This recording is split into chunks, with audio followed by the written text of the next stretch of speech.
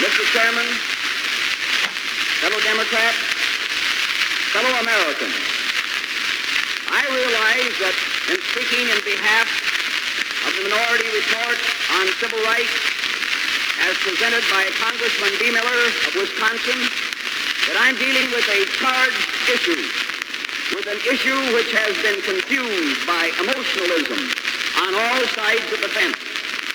I realize that there are here today friends and colleagues of mine, many of them who feel just as deeply and keenly as I do about this issue and who are yet in complete disagreement with me. My respect and admiration for these men and their views was great when I came to this convention. It is now far greater because of the sincerity, the courtesy, and the forthrightness with which many of them have argued in our prolonged discussions in the platform committee.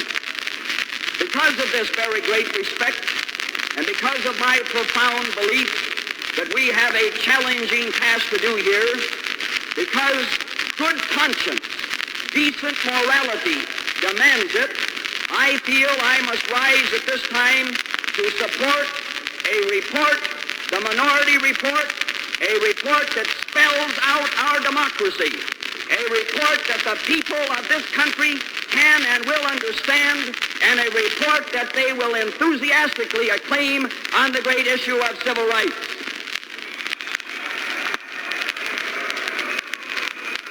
Now let me say this at the outset, that this proposal is made for no single region. Our proposal is made for no single class, for no single racial or religious group in mind. All of the regions of this country, all of the states have shared in our precious heritage of American freedom. All the states and all the regions have seen at least some of the infringements of that freedom. All people, get this, all people, white and black, all groups, all racial groups, have been the victims at time in this nation of, let me say, vicious discrimination. The masterly statement of our keynote speaker, the distinguished United States Senator from Kentucky, Alvin Barkley, made that point with great force. Speaking of the founder of our party, Thomas Jefferson, he said this, and I quote from Alvin Barkley, "He did not proclaim that all the white or the black or the red or the yellow men are equal, that all Christian or Jewish men are equal, that all Protestant and Catholic men are equal, that all rich and poor men are equal, that all good and bad men are equal.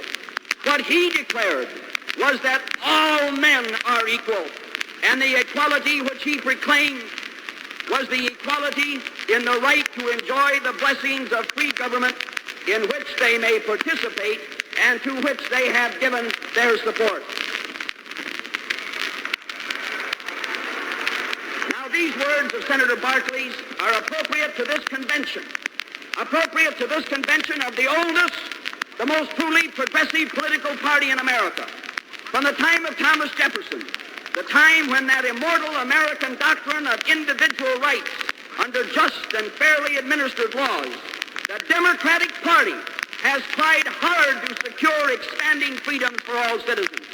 Oh yes, I know, other political parties may have talked more about civil rights, but the Democratic Party has surely done more about civil rights. We have made progress. We've made great progress in every part of this country. We've made great progress in the South. We've made it in the West, in the North, and in the East.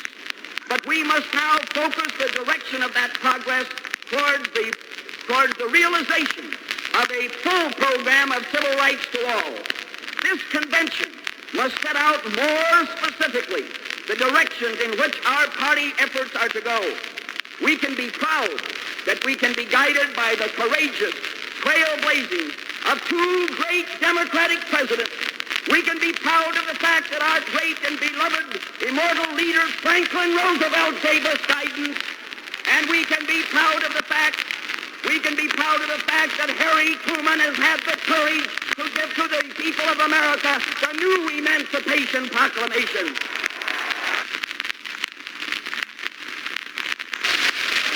seems to me that the Democratic Party needs to make definite pledges of the kind suggested in the minority report to maintain the trust and the confidence placed in it by the people of all races and all sections of this country.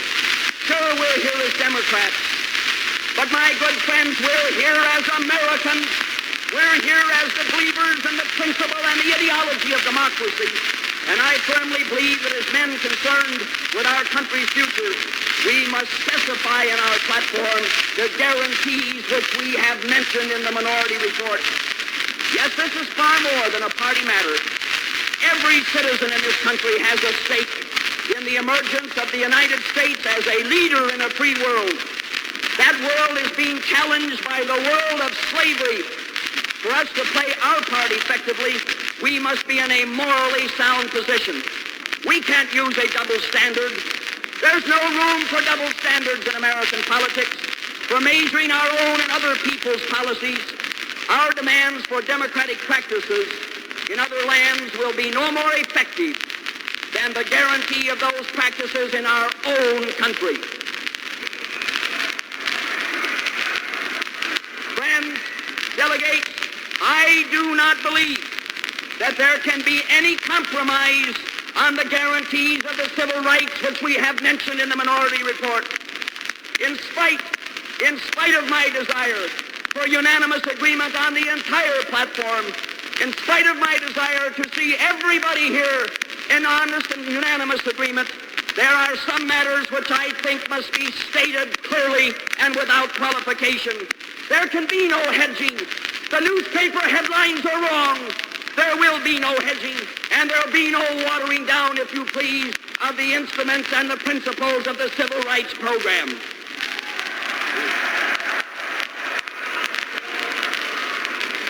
To those who say, my friends, to those who say that we are rushing this issue of civil rights, I say to them, we are 172 years late.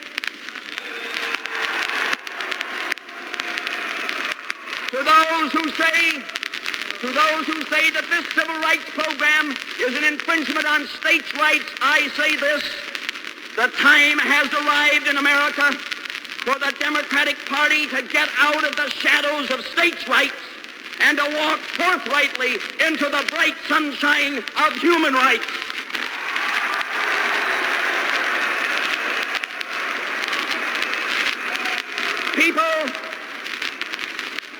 People, human beings, this is the issue of the 20th century.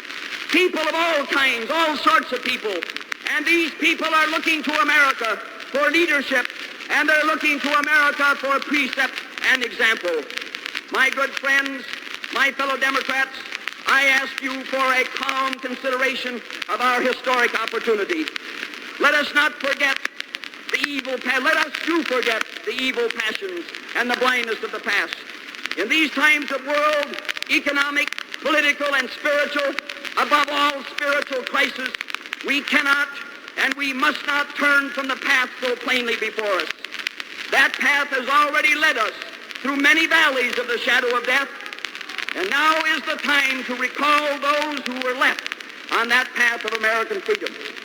For all of us here, for the millions who have sent us, for the whole 2 billion members of the human family, our land is now more than ever before the last best hope on earth. And I know that we can, and I know that we shall, begin here the fuller and richer realization of that hope. That promise of a land where all men are truly free and equal, and each man uses his freedom and equality wisely well.